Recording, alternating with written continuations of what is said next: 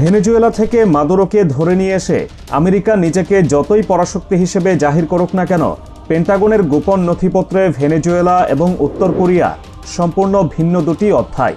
White হাউসের oval অফিসে বসে ডোনাল্ড ট্রাম্প নিকোলাস মাদুরোকে তুলে এনে ভাব মারতে পারেন, কিন্তু উত্তর কোরিয়ার সুপ্রিম লিডার কিম জং উনকে ধরে আনা তো দূরের কথা, নাম উচ্চারণ করার আগেও ট্রাম্পের 10 বার ভাবতে হয়। কিম জং উন এমন এক দুর্গের অধিপতি যার দরজায় কড়া নাড়ার অর্থ হল নিজের ধ্বংস ডেকে আনা। মাদুরোকে গ্রেফতার করা হয়তো একটি কমান্ডো অপারেশনের ব্যাপার, কিন্তু কিম জং উনকে ছোঁয়ার চিন্তা করা মানে তৃতীয় বিশ্বযুদ্ধের বারুদে আগুন দেওয়া। আমেরিকার দাদাগিরি বিশ্বের অনেক জায়গায় চললেও উত্তর কোরিয়ার 38তম প্যারালালের সামনে এসে সেগুলোর কোনো বেল নেই। আমেরিকার মূল ভূখণ্ডে আঘাত হানার সক্ষমতা এই মুহূর্তে কিম জং উনকে বিশ্বের সবচেয়ে বিপজ্জনক এবং অস্পৃশ্য নেতায় পরিণত করেছে। ভেনেজুয়েলার সামরিক ভাণ্ডারে থাকা পুরনো আমলের রাশিয়ান সুখোই বিমান কিংবা ট্যাঙ্ক আমেরিকার আধুনিক F-35 বা ড্রোনের সামনে খেলনা। তবে আমেরিকা খুব ভালো করেই জানেন উত্তর কোরিয়ার মাটির নিচে লুকিয়ে থাকা হওয়াসং 17 এবং হওয়াসং 18 মিসাইলগুলো কোনো প্রদর্শনী বস্তু নয়। এগুলোকে পশ্চিমা সামরিক বিশ্লেষকরা মনস্টার মিসাইল বা দৈত্যাকৃতির ক্ষেপণাস্ত্র হিসেবে আখ্যায়িত করেছেন। এই আন্তঃমহাদেশীয় ব্যালিস্টিক মিসাইলগুলোর পাল্লা এখন 15,000 কিলোমিটারেরও বেশি, যার অর্থ আমেরিকার ক্যালিফোর্নিয়া, টেক্সাস এমনকি নিউ ইয়র্ক শহরও এখন কিম জং উনের মিসাইলের নিশানায়। মাদুরোর হাতে আমেরিকার শহর ধ্বংস করার কোনো চাবিকাঠি ছিল না, কিন্তু কিম জং উনের টেবিলে থাকা পারমাণবিক বোতামে একটি ভুল চাপ পড়লে আমেরিকার আকাশ প্রতিরক্ষা ব্যবস্থা অসহায় হয়ে পড়বে। মার্কিন সামরিক বাহিনীর নিজস্ব সিমুলেশন রিপোর্টে স্বীকার করা হয়েছে তাদের প্রতিরক্ষা ব্যবস্থা 100টি মিসাইল একসাথে ধেয়ে আসলে তার সবকটি আটকাতে সক্ষম নয়। আর উত্তর কোরিয়ার মাত্র একটি পারমাণবিক ওয়ারহেড যদি আমেরিকার জনাকীর্ণ কোনো শহরে আঘাত হানে, তবে সেই ক্ষয়ক্ষতি দায়ভার নেওয়ার ক্ষমতা ইতিহাসের কোনো মার্কিন প্রেসিডেন্টের নেই। তাই ট্রাম্প চাইলেও কিমকে গ্রেফতারের নির্দেশ দিতে পারবেন না, কারণ এর ফলাফল হবে আমেরিকার মাটিতে লাখো মানুষের মৃত্যু।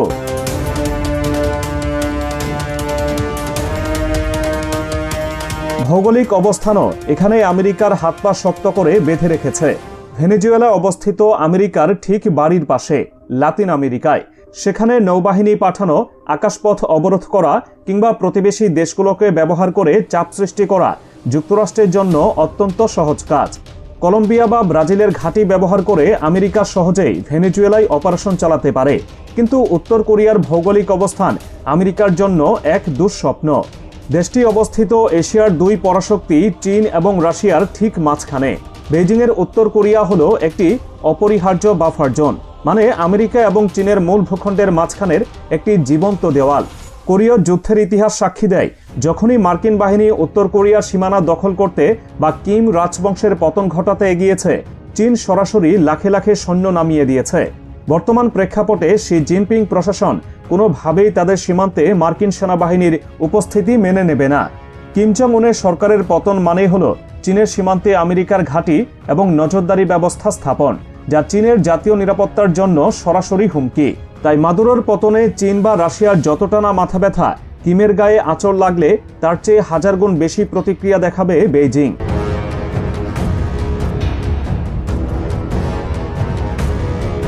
ইউক্রেন যুদ্ধের পর রাশিয়া এবং উত্তর কোরিয়ার মধ্যে গড়ে ওঠা নতুন সামরিক মৈত্রী পেন্টাগনের সব হিসাব নিকাশ উল্টে দিয়েছে। ভেনেজুয়েলার মাদুরোর সমর্থনে রাশিয়া কেবল কিছু বিবৃতি আর সীমিত সামরিক উপদেশ দিয়েছিল, তবে কিম জং উনের ক্ষেত্রে ভ্লাদিমির পুতিন সরাসরি কৌশলগত অংশীদারিত্বে জড়িয়েছেন।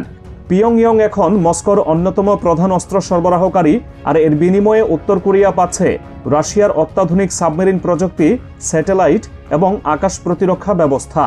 রাশিয়ার ভ্লাদিভস্টক বন্দরের একদম কাছেই উত্তর কোরিয়ার সীমানা। আমেরিকার যে কোনো সামরিক আগ্রাসন বা কিমকে গ্রেফতারের চেষ্টা সরাসরি রাশিয়ার জাতীয় নিরাপত্তার জন্য হুমকি হিসেবে গণ্য হবে। দুটি পারমাণবিক শক্তিধর দেশ রাশিয়া এবং চীন যখন একটি দেশকে সুরক্ষা দেয়, তখন আমেরিকার মতো পরাশক্তিরও সেখানে পিছু হটা ছাড়া উপায় থাকে না।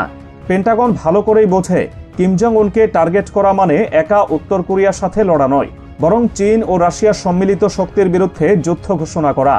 এই ত্রিমুখী ফ্রন্টে যুদ্ধ করার সামর্থ্য ও সাহস কোনোটিই বর্তমান আমেরিকার নেই।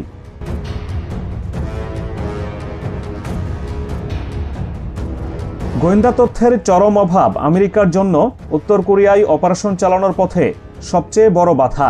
CIA বা মোসাদের মতো বাঘা বাঘা গোয়েন্দা সংস্থাগুলো ভেনেজুয়েলায় সহজেই তাদের নেটওয়ার্ক তৈরি করতে পেরেছে।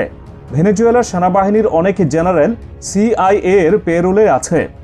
কিন্তু উত্তর কোরিয়া হলো পৃথিবীর বুকে এক নিষিদ্ধ ও রহস্যময় দ্বীপ। কিম জং উনের দৈনন্দিন রুটিন, তার অবস্থান কিংবা তার যাতায়াতের পথ সম্পর্কে নিশ্চিত কোনো রিয়েল টাইম তথ্য CIA এর কাছে নেই।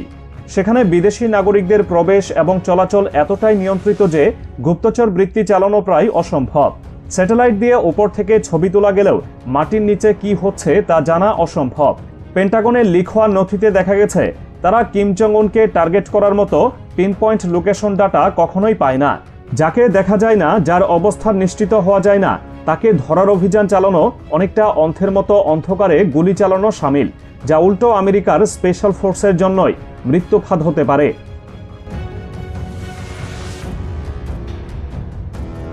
উত্তর কোরিয়া মাটির নিচে এক বিশাল সমান্তরাল জগৎ তৈরি করে রেখেছে, যা আমেরিকার সবচেয়ে শক্তিশালী বাংকার বাস্টার বোমার আঘাতও সইতে সক্ষম। পিয়ংইয়ং এর মেট্রো স্টেশনগুলো মাটির 100 মিটারেরও বেশি গভীরে অবস্থিত, যা যুদ্ধের সময় বিশাল পারমাণবিক আশ্রয়কেন্দ্র হিসেবে কাজ করে। এছাড়া পুরো দেশ জুড়ে পাহাড়ের নিচে প্রায় 8,000 থেকে 10,000 ভূগর্ভস্থ বাংকার এবং টানেল নেটওয়ার্ক রয়েছে। কিম জং উন কখনোই এক জায়গায় স্থির থাকেন না এবং তিনি চলাচলের জন্য মাটির নিচের বিশেষ বুলেট প্রুফ ট্রেন এবং গোপন টানেল ব্যবহার করেন। আমেরিকার নেভি সিল ও ডেল্টা ফোর্স ভেনেজুয়েলায় গিয়ে কম্পাউন্ডে হামলা চালাতে পারে, কিন্তু উত্তর কোরিয়ার এই জটিল টানেল নেটওয়ার্কে প্রবেশ করা মানেই নিশ্চিত আত্মহত্যা। উত্তর কোরিয়ার সামরিক বাহিনী এই টানেলগুলো ব্যবহার করে নিমিষেই এক জায়গা থেকে আরেক জায়গায় ভারী অস্ত্র, আর্টিলারি এবং মিসাইল সরিয়ে নিতে পারে।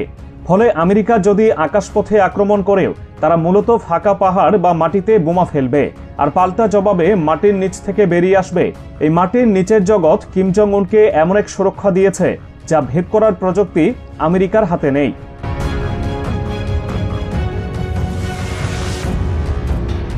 আমেরিকার মিত্রদেশ দক্ষিণ কোরিয়া এবং জাপানও জিম্মি অবস্থায় আছে, যা ওয়াশিংটনের হাত বেঁধে রাখার অন্যতম প্রধান কারণ। কিম জং উনকে ধরার যে কোনো প্রচেষ্টা শুরু হওয়ার প্রথম 10 থেকে 15 মিনিটের মধ্যে সিউল এবং টোকিও মাটির সঙ্গে মিশে যেতে পারে। উত্তর কোরিয়া সীমান্তে হাজার হাজার আর্টিলারি গান এবং রকেট লঞ্চার তাক করা আছে দক্ষিণ কোরিয়ার রাজধানী সেউলের দিকে, যা সীমান্ত থেকে মাত্র 30 মাইল দূরে। মিলিটারি ওয়ারগেম সিমুলেশন দেখায় আমেরিকা কোনো পদক্ষেপ নেওয়ার আগেই উত্তর কোরিয়া প্রতি ঘন্টায় কয়েক হাজার রাউন্ড গোলাবর্ষণ করে সেউলকে ধ্বংসস্তূপে পরিণত করবে। এখানে কোনো পারমাণবিক অস্ত্রের প্রয়োজন নেই। সাধারণ কামানের গোলাতেই প্রথম 1 ঘন্টায় লাখ লাখ মানুষ মারা যাবে। দক্ষিণ কোরিয়ায় অবস্থানরত 28,000 মার্কিন সেনাও এই তাৎক্ষণিক হামলার শিকার হবে। নিজের মিত্রদের এবং হাজার হাজার মার্কিন সেনাকে এমন নিশ্চিত মৃত্যুর মুখে ঠেলে দিয়ে আমেরিকা কখনোই কিমকে ধরার দুঃসাহস দেখাবে না। জাপানে থাকা মার্কিন সামরিক ঘাঁটিগুলো উত্তর কোরিয়ার স্বল্প পাল্লার মিসাইলের আওতার মধ্যে। এর মানে কিমকে ছোঁয়ার আগেই এশিয়ায় আমেরিকার প্রভাব বলয় এবং অর্থনীতি ধ্বংস হয়ে যাবে।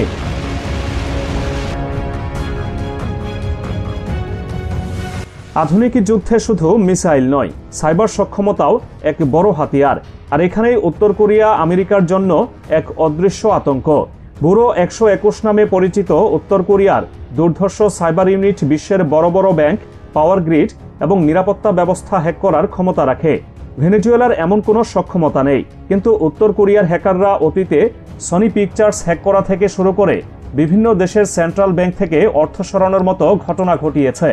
যদি আমেরিকা সরাসরি গ্রেফতারের চেষ্টা করে, তবে উত্তর কোরিয়া ফিজিক্যাল যুদ্ধের পাশাপাশি ভয়াবহ সাইবার যুদ্ধ শুরু করবে। আমেরিকার পাওয়ার গ্রিড, ব্যাংকিং সেক্টর এবং সামরিক যোগাযোগ ব্যবস্থা অচল করে দেওয়ার ক্ষমতা রাখে এই হ্যাকাররা। কিম জং উনের নির্দেশে এই সাইবার বাহিনী আমেরিকার শেয়ার মার্কেট ধসিয়ে দিতে পারে, যা মার্কিন প্রেসিডেন্টের জন্য রাজনৈতিক আত্মহত্যা এবং অর্থনৈতিক বিপর্যয় ডেকে আনবে। অর্থনৈতিকভাবে দেউলিয়া হওয়ার ভয়েও ওয়াল স্ট্রিট এবং মার্কিন নীতি নির্ধারকরা উত্তর কোরিয়ার সঙ্গে সরাসরি সংঘাতে যেতে নারাজ।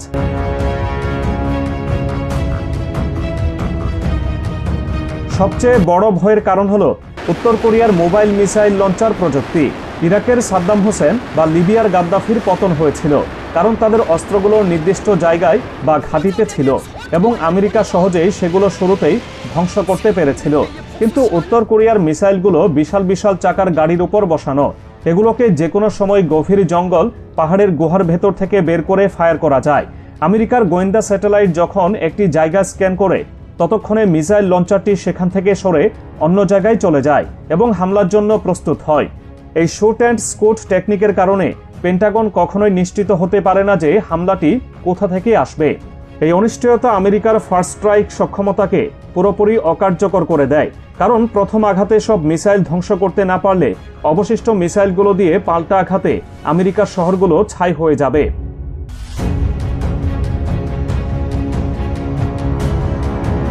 কোরিয়ার পিপলস আর্মির মতাদর্শ এবং আনুগত্য ভেনেজুয়েলার মতো নড়বড়ে নয়। মাদুরোর সেনাবাহিনীকে অনেক জেনারেল টাকার বিনিময়ে পক্ষত্যাগ করতে পারে। সিআইএ ভেনেজুয়েলার সামরিক বাহিনীর ভেতরে বিভেদ সৃষ্টি করতে সক্ষম হয়েছে, কিন্তু উত্তর কোরিয়া সেনাবাহিনীতে কিম জং উনের প্রতি আনুগত্য প্রশ্নাতীত এবং ধর্মীয় পর্যায়ের। সেখানে অভ্যুত্থান ঘটানো বা জেনারেলদের কিনে ফেলার মার্কিন ডলার ডিপ্লোমেসি খাটে না। তারা শেষ রক্তবিন্দু দিয়ে লড়াই করার জন্য মানসিকভাবে প্রস্তুত এবং ব্রেইন ওয়াশড। যে দেশের জনগণ এবং সেনাবাহিনী তাদের নেতাকে ঈশ্বরের মতো ভক্তি করে এবং আমেরিকার প্রতি তীব্র ঘৃণা পোষণ করে বড় হয়েছে, সেখানে আমেরিকার রেজিম চেঞ্জ নীলনকশা কখনোই সফল হবে না। ট্রাম্প জানে ভেনেজুয়েলা হলো নরম মাটি, যেখানে আঁচড় কাটা সহজ, কিন্তু উত্তর কোরিয়া হলো জ্বলন্ত আগ্নেয়গিরি। সেখানে হাত দিলে হাত তো পড়বেই, সেই সাথে ছাই হয়ে যাবে পুরো শরীর। তাই কিম জং উনকে ধরার হুমকি দেওয়া আর বাস্তবে তা করা, এই দুইয়ের মাঝে দাঁড়িয়ে আছে এক নিশ্চিত ধ্বংসযজ্ঞ, যা দেখার সাহস বা সামর্থ্য কোনোটি আজকের আমেরিকার নেই।